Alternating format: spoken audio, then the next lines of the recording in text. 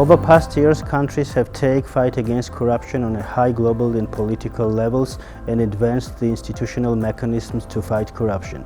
However, recent investigations have proved that additional steps have to be made, especially to tackle and address the cross-border illicit money flows, misuse of public office, etc.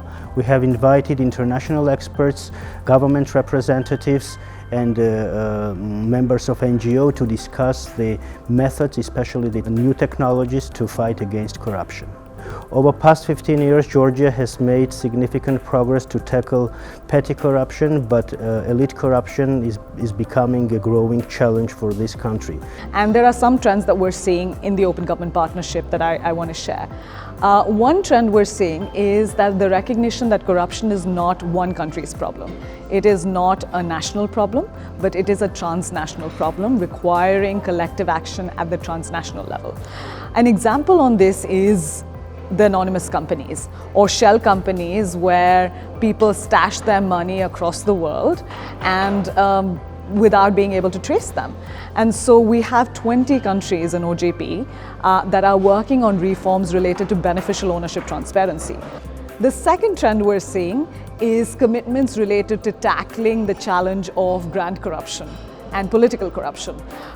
Two areas we see this most in is procurement, because most public dollars are spent on procurement of services. It is also the most susceptible to corruption.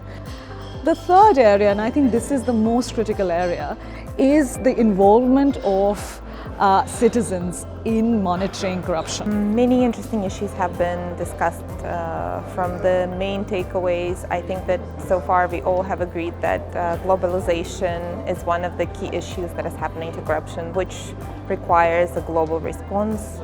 New technologies are used more often by the corrupt perpetrators, and we as people who are trying to fight corruption should be using tools that would be the new technology itself as well. And I think that all of us have agreed that high-level corruption should be the focus of our efforts, both on the national level, international level, and on the level of just regular citizens demanding that the politics is done in an integral way.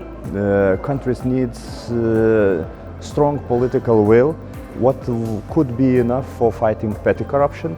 But for fighting high-level corruption, countries need to have independent, really independent anti-corruption institution, which power to investigate, with power to create anti-corruption system, to make corruption prevention measures. Beneficial ownership information, it addresses a fundamental question in any anti-corruption case: who benefits? And in this region, Ukraine and Armenia are really leading the way towards beneficial ownership transparency. So at Open Ownership, we're working both with government and civil society in Ukraine and in Armenia.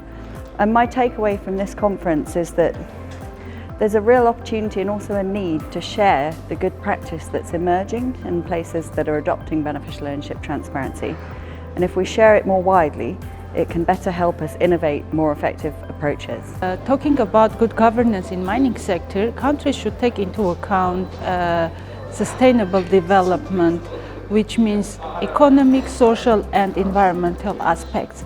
And I think that EITI is one of the good tools for mining governance that will help countries. I enjoyed Good Governance Forum as it was focused on 3 topics which are really interesting to me. Also on beneficial ownership, it was very interesting to hear what OECD is doing, because right now in Ukraine we are developing the mechanism for verification, so this information was really useful to me.